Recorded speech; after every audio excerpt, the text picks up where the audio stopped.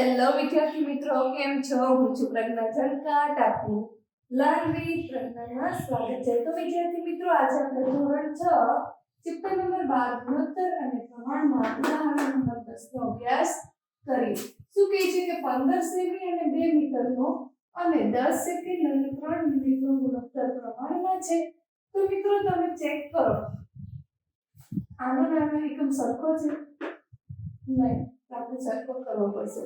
Second અને મિનિટનો એકમ અલગ અલગ છે, એટલે આપણે એકમ કેવો કરવો પડશે? સૌપ્રથમ સરખો.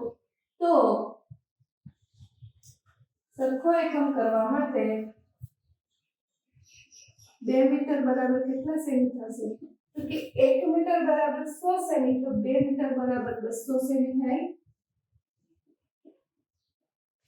ત્યારબાદ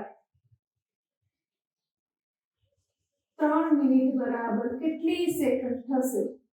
મિનિટને આપણે સેકન્ડમાં કન્વર્ટ કરીએ તો 1 મિનિટ બરાબર 60 સેકન્ડ. તો 3 મિનિટ બરાબર 3 ગુણ્યા 60 બરાબર 180. 3 6 18 સેકન્ડ થાય. તો મિત્રો હવે આપણે આ એકમ લખીએ તો એકમ કેવા થઈ જશે? સરખા. 15 સેમી અને 200 સેમી ગુણોત્તર, 10 સેકન્ડ અને 180 સેકન્ડનો ગુણોત્તર. આવી રીતે કરીએ તો થઈ જશે. તો 15 સેમી અને 2 મીટરનો ગુણોત્તર બરાબર 15 ના છેદમાં કેટલા આવશે? 2 મીટરની જગ્યાએ કેટલા લેવાના છે આપણે? 200 સેમી. હવે આપણે છેદ કરીએ તો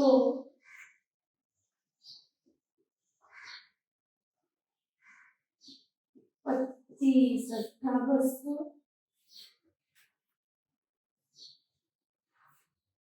5 કરી 15 55 25.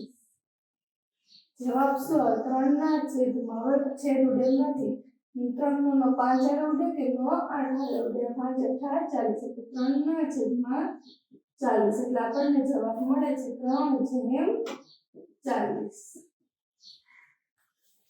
ત્યારબાદ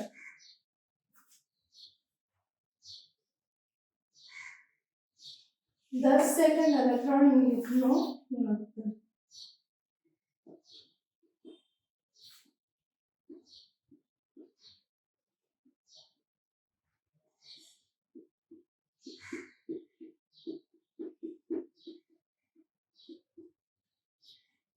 તો 10 સેકન્ડ અંશમાં અને 3 મિનિટની જગ્યાએ આપણે 180 સેકન્ડ લેવાની છે. 180 સેકન્ડ. તો મીંડું ઉડી જાય. આગળ કોઈ ભાગ ઉડતા નથી, તો શું થશે? 1/18. તો 3/40 અને 1/18 કેવા છે? અલગ અલગ છે, મતલબ કે સરખા નથી. તેથી આપણે એમ કહી શકીએ કે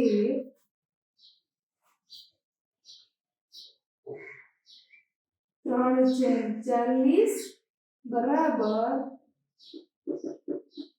નથી 1/48.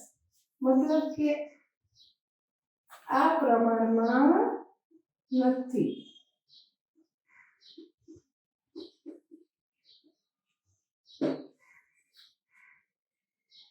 મિત્રો વિડીયોને પોઝ કરી તમારી નોટબુકમાં નોંધી લો. આ જસ્ટ ફોર હિન્ટ છે.